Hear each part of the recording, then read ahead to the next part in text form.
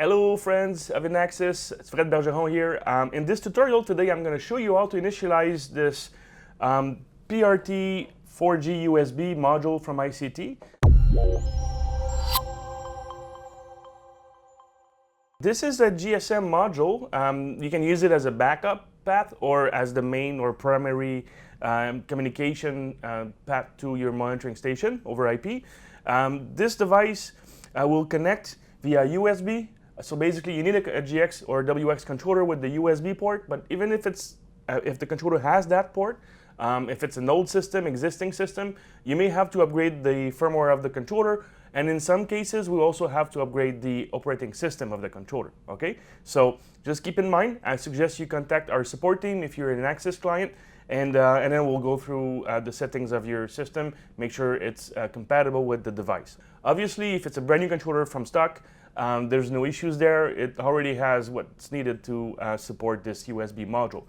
The reason why I do this tutorial today is we've recently had a lot of calls from clients where they weren't able to initialize the module properly and they thought it was faulty, but when we test them on the bench, they typically work well. I'm going to show you how to initialize it properly, and also keep in mind that if you end up not being able to communicate via the cellular network with your SIM card, there is an upgrade available for this device that may help in this situation. All right, it's not very difficult to upgrade, but I suggest you contact our support team for help, and then we can connect remotely and guide you through the upgrade process, and then we test your SIM card to make sure it works. Okay, basically another suggestion.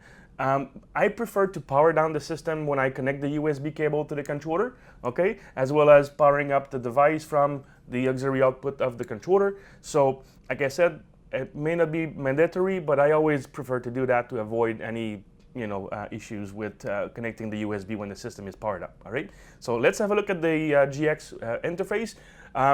Also, as a note, if you're using the GX system, you can use this for IP monitoring, but also you can use this to communicate with the software, all right? So two-way communication, but it's recommended to have a static IP with your cell provider when that's the case, okay?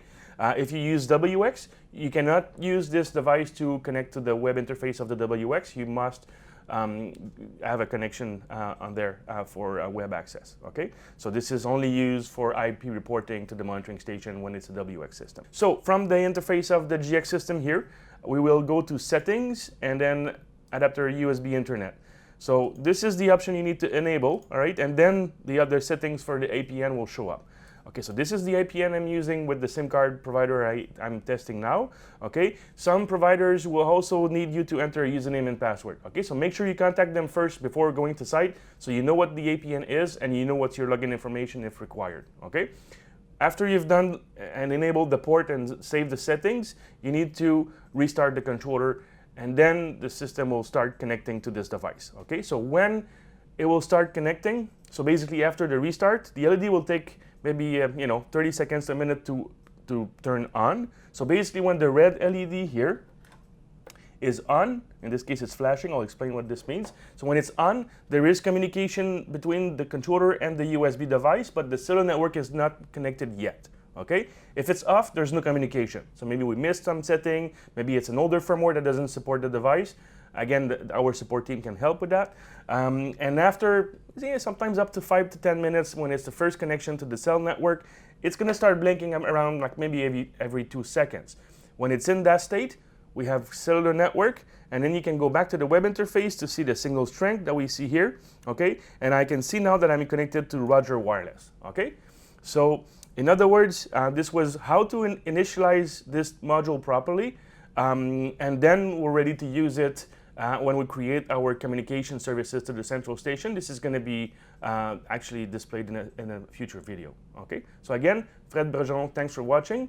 I'd like you to like the video, subscribe to the channel, and if you need any help from support or sales, you can reach our teams from inaxsys.com. Thanks for watching. See you soon.